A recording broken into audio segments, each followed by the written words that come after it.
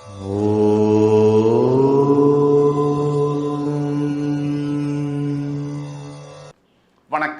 ஆஸ்ட்ரோவேலின் நல்ல நேரம் நிகழ்ச்சியின் சார்பாக அத்துணை சப்ஸ்கிரைபர்களையும் எல்லா அன்பு உள்ளங்களையும் எனது நண்பர்களையும் வருக வருக என வரவேற்பதில் பெருமகிழ்ச்சி கொள்கிறேன். இறைவணக்கத்தை என்னோட சேர்ந்து அத்துணை பேரும் சொல்லலாம். வக்ரதுண்ட மகாகாய சூரியகோடி சமப்பிரபக அவிக்னம் குருமேதேவ சர்வகாரியேஷு சர்வதா. தென்னாட்டுடைய சிவனே போற்றி, என் நாட்டவர்க்கும் இறைவா போற்றி. அன்பர்களே, நண்பர்களே, உங்கள் அத்துணை பேரையும் மறுபடி சந்திப்பதில் மிக்க மகிழ்ச்சி கொள்கிறேன். இன்றைக்கு நம்ம பேச போகிறது ஒரு புதிய தலைப்பு. இன்றைக்கு எந்த நட்சத்திரத்தில் பிறந்தால் என்னுடைய மகனுடைய நட்சத்திரம், அதாவது எந்த நட்சத்திரத்தில் எனக்கு ஒரு மகன் பிறந்தால் எனக்கு ஏதாவது ஆபத்து இருக்குமா அப்படின்னா, இதை தயவு செய்து நெகட்டிவ் டாப்பிக்காக கமெண்ட்ஸில் பார்த்து போட வேண்டிய அவசியமே இல்லை. அதாவது எல்லா இடத்துலையும் வாழ்க்கையில் கூட நல்லதும் கெட்டது இன்பம் துன்பம் இருக்கும். அதனால் நட்சத்திரங்களில் கூட சில சமயங்களில் பொதுவாக சில நட்சத்திரங்கள் தந்தையாருக்கு ஆபத்து தரக்கூடிய நட்சத்திரங்களாக இருக்கலாம்.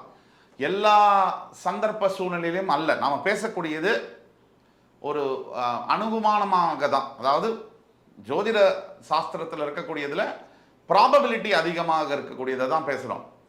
இதனால இந்த நட்சத்திரத்தில் பிறந்தாலே அவங்க அப்பாக்கெல்லாம் ஆபத்துன்றது கிடையாது. அதை டிஸ்க்ளைமராக முன்னாடியே தெளிவுபடுத்திக்கிறேன். இப்போ ஒரு சிலருக்கு குழந்தை பிறப்பு, அதில் மகன் பிறக்கணும் அப்படின்னு பல பேருக்கு ஆசை. இந்த மகன் பிறப்பு அப்படிங்கிறது பண்ணி நாட்டில் பொண்ணுங்களே இல்லாமல் போயிடுச்சு. அது ஒரு விஷயம். ஆனால் அந்த புள்ள பிறக்கும் போது எல்லாருக்கும் ஒரு தனியாக என்னமோ ஒரு பெரிய கெத்தாக ஃபீல் பண்ணுறாங்க. அது ரொம்ப தவறான விஷயம். குழந்தையை பொறுத்த வரைக்கும் ஆண் பெண் ரெண்டுமே சமந்தான். அந்த வகையில் ஆண் குழந்தையாக இருந்தாலும் பெண் குழந்தையாக இருந்தாலும் முதல்ல குழந்தை ஆரோக்கியமாக பிறக்கணும். அது அறிவோடு வளரணும். அது நல்ல ஒரு பண்போட ஒரு மனிதனாக, நல்ல மனிதனாக மற்றவர்களுக்கும் ஹெல்ப் பண்ணக்கூடிய அளவில் இருக்கணும். குணாதிசயம் இதுதான் ரொம்ப முக்கியம். அந்த பொண்ணு அழகாக இருக்கா, பையன் அழகாக இருக்கானுங்கிறதுலாம் செகண்டரி தான். ஒன்று. செகண்ட், இந்த பையன் பிறப்பு, இந்த மகன் பிறக்கிறதுனால சில நேரங்களில் 27 நட்சத்திரங்கள் அஸ்வினி முதல் ரேவதி நட்சத்திரம் வரை சில நட்சத்திரங்களில் பிறக்கக்கூடிய மகன்களால் சில சமயங்களில் தந்தையாருக்கு ஆபத்து வரக்கூடிய வாய்ப்பு இருக்குது. இது நெகட்டிவ் டாப்பிக்காக பார்க்க வேண்டாம். இது ஒரு அலர்ட், ஒரு விழிப்புணர்வுக்கான வீடியோ மட்டுமே தான். ஆக இதை வச்சுக்கிட்டு எல்லாமே அப்ளிகபிள். இது நிறைய விஷயம் இருக்குது ஜாதகத்தில். அந்த எல்லா விஷயத்தையும் பார்த்து தான் உறுதிப்படுத்த முடியும். ஓரளவுக்கு பொதுவாக இந்த நட்சத்திரங்கள் இருந்தால் தந்தையார்கள் தன்னுடைய ஜாதகத்தையோ மகனுடைய ஜாதகத்தையோ பரிசீலனை செய்து கொள்வது என்பது மிக மிக அவசியம். அதில் முதல் வரிசையில் வரக்கூடிய நட்சத்திரம் என்பது நீங்கள் பார்த்தீங்கன்னு சொன்னால் மூல நட்சத்திரம். இந்த மூல நட்சத்திரம் என்பது நீங்கள் சரியாக பார்த்தீங்கன்னு சொன்னால் ஒரு சூரியனுடைய நட்சத்திரத்திற்கு 8ஆம் இடத்திற்கு வரக்கூடிய நட்சத்திரங்கள். ரொம்ப கூர்மையான ஒரு உள்ளடக்கிய விஷயம். சூரியன் வரக்கூடிய நட்சத்திரங்கள்லாம் எது? நீங்கள் சூரியன் கிருத்திகை நட்சத்திரம், அதற்கு பிறகு உத்திர நட்சத்திரம், உத்திராட நட்சத்திரம். இந்த நட்சத்திரங்கள்லேருந்து அஷ்டமஸ்தானத்தில் வரக்கூடிய நட்சத்திரங்கள், இந்த நட்சத்திரத்துக்கு 8ஆம் இடத்துக்கு வரக்கூடிய நட்சத்திரங்கள் எப்பவுமே சில சந்தர்ப்பங்களில் தந்தையாருக்கு நல்ல விதமான விஷயங்களை செய்வதில்லை.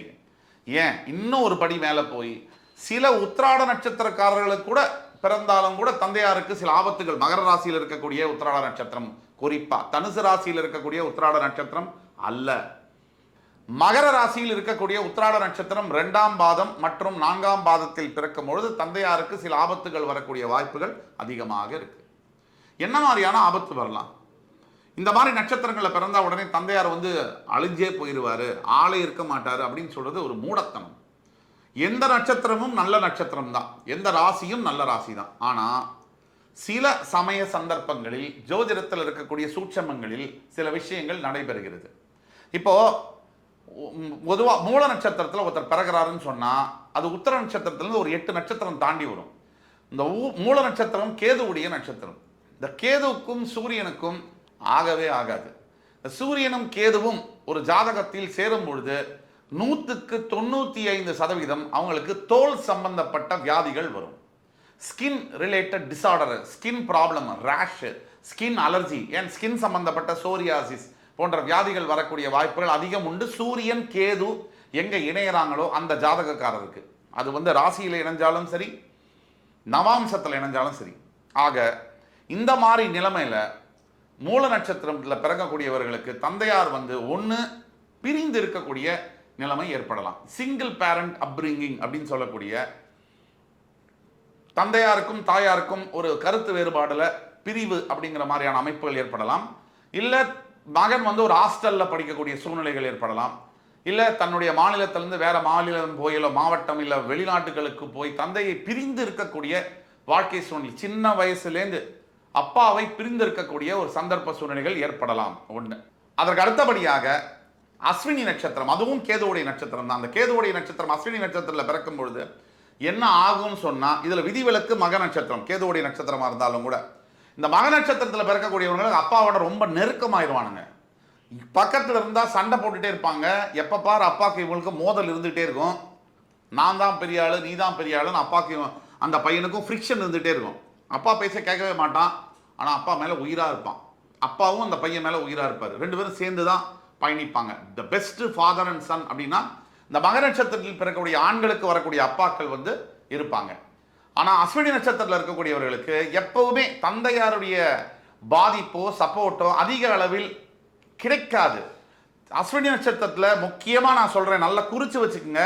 அஸ்வினி நட்சத்திரத்தில் பிறக்கக்கூடிய இரண்டாவது மகன், அதாவது முதல் மகன் அல்ல, சீமந்த புத்திரன் அல்ல, இரண்டாவது மகன்களுக்கு தந்தையாருடைய அரவணைப்போ அன்போ தந்தையாரின் மூலியமா வரக்கூடிய பெனிஃபிட்ஸோ முழுசுமா வர முடியாது. அந்த நேம், இப்போ ஒரு லெகசி, தந்தையார் ஒரு பெரிய மியூசிக் டைரக்டர், அஸ்வினி நட்சத்திரத்தில் ஒரு ரெண்டாவது பையன் இருக்கான், அவனுக்கு வராது பேரு.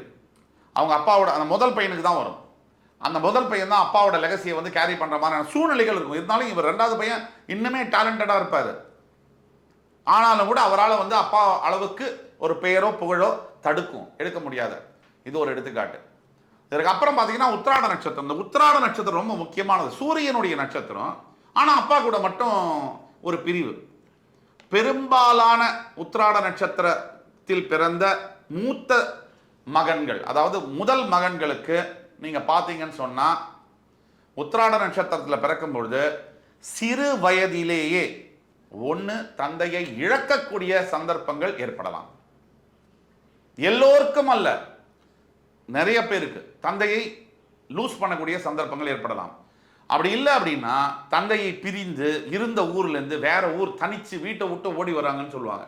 அது படிப்புக்காகவோ இல்லை சினிமா மேல ஆசையிலையோ இல்லை வேற தொழில் பண்ணணும்னோ அந்த இடத்துல இருக்க பிடிக்கலையனோ ஏதோ டப்பால் அடைச்ச ஒரு ஈ மாதிரி அவர் ஃபீல் பண்ணுவார், வெளில வரணும்னு.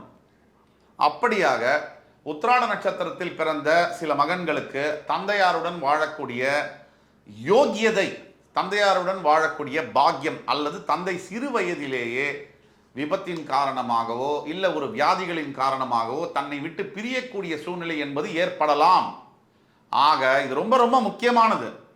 இந்த மூலம் அஸ்வினி உத்திராடம் நட்சத்திரத்தில் மகன்கள் பிறக்கும் பொழுது தந்தையார் தன்னோட ஜாதகத்தையும் எடுத்துட்டு மகனோட ஜாதகத்தையும் எடுத்துட்டு நல்ல ஒரு அஸ்ட்ராலஜரை, இப்போ உங்களுக்கு அது மாதிரி சந்தேகம் இருக்குன்னா எங்களை கூட நீங்கள் வாட்ஸ்அப்பில் தொடர்பு கொண்டு ஆன்லைன் பேமெண்ட் பண்ணி அப்பாயின்மெண்ட் ஆன்லைனில் தான் நாங்கள் பார்ப்போம், ஆன்லைனில் அப்பாயின்மெண்ட் வாங்கின்னு பார்க்கலாம். ஆனால் இதில் ரொம்ப முக்கியமான ஒரு விஷயம் என்னென்னா, சில மேஜர் டிசாஸ்டர், மேஜர் ஒரு ட்ராஜடி இல்லை ஒரு மேஜர் ஒரு தப்பான விஷயம் நடக்க போகுதுன்னா அதை ஜோதிடத்தில் கணித்து துல்லியமாக தடுக்க முடியும்.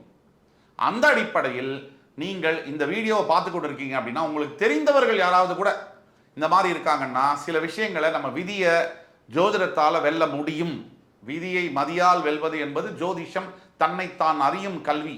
நம்மளை பற்றி நம்ம படிக்கிறது தான் ஜோதிடம். அது மூலியமா நம்ம விதியை ஜெயிக்க முடியும். தவறான பேரை கல்யாணம் பண்ணுறது, தவறான விஷயங்கள் நடக்க போகுது, அதை தடுக்க முடியும். அதனால தயவு செய்து நீங்கள் உங்களுக்கு தெரிந்தவர்கள் இருந்தால் கூட நீங்கள் அவர்கள்ட்ட சொல்லி ஒரு அஸ்ட்ராலஜரை வந்து கான்டாக்ட் பண்ண சொல்லுங்க. அஸ்ட்ராலஜரை கான்டாக்ட் பண்ணுறதுக்கு முன்னாடி முதல்ல அவர் நல்ல ஜோதிடரா, நல்ல அனுபவம் மிக்கவரா, அவர் எந்த அளவுக்கு அவருக்கு பெயரெல்லாம் இருக்குங்கிறத பார்த்து தெரிஞ்சுட்டு நீங்கள் போகிறதுங்கிறது அட்வைசபிள். ஒன்று. செகண்டு, இதோட முக்கியமான விஷயம், இந்த மாதிரி நட்சத்திரம் அதாவது அஸ்வினி மூலம் உத்திராடத்தில் பிறந்தாலே தந்தைக்கு ஆபத்துன்னு கிடையாது. இது விதி, சில விதிகள் இருக்கு. ஆனால் ஜோதிடத்தில் விதிகளை விட விதி விலக்குகள், எக்ஸம்ஷன்ஸ் வந்து ரொம்ப அதிகம். அந்த வகையில் தேர் ஆர் எக்ஸம்ஷன், விதி விலக்குகள் அதிகம். அதை பற்றி பயப்பட வேண்டாம். ஆனால் ஒட்டு மொத்தத்தில் இந்த மாதிரி நட்சத்திரத்தில் இருக்கக்கூடிய மகன்களை பெற்ற தந்தையார்கள் இருக்குமே, ஆனால் இல்லை மகன்கள் இருக்குங்கன்னா கொஞ்சம் உங்களோட ஜாதகத்தையும் அப்பாவோட ஜாதகத்தையும் செக் பண்ணிக்கிறது நல்லது. ஏன்னா எந்த சந்தர்ப்பத்திலையும் ஏதாவது ஒரு விஷயம் நடக்க போகிறதுக்கு முன்னாடி நீங்கள் அதை தவிர்த்து கொள்ளலாம் அப்படிங்கிற விழிப்புணர்வு வீடியோ தான் இந்த வீடியோ. ஆக இந்த வீடியோவானது மேஷராசி தனுசு ராசி மற்றும் மகர ராசி அன்பர்களுக்கு மிக மிக முக்கியமான ஒரு பதிவு. உங்களோட ஃப்ரெண்ட்ஸ், ஃபேமிலிஸ் அண்ட் ரிலேட்டிவ்ஸில் மேஷம், தனுசு, மகரத்தில் இருந்தாங்கன்னா அவங்களுக்கு இந்த வீடியோவை நீங்கள் ஃபார்வர்ட் பண்ணலாம், ஷேர் பண்ணலாம். உங்களுக்கு இந்த வீடியோ பிடிச்சிருந்ததுன்னா லைக் பண்ணி, கமெண்ட் பண்ணி, சப்ஸ்கிரைப் பண்ணுங்க. மறுபடி அடுத்த காணொலியில் மறுபடி உங்கள் எல்லோரையும் சந்திக்கும் வரை உங்களிடமிருந்து விடைபெறுவது உங்கள் சுபாஷ் பாலகிருஷ்ணன். நன்றி, வணக்கம், வாழ்க வளமுடன்.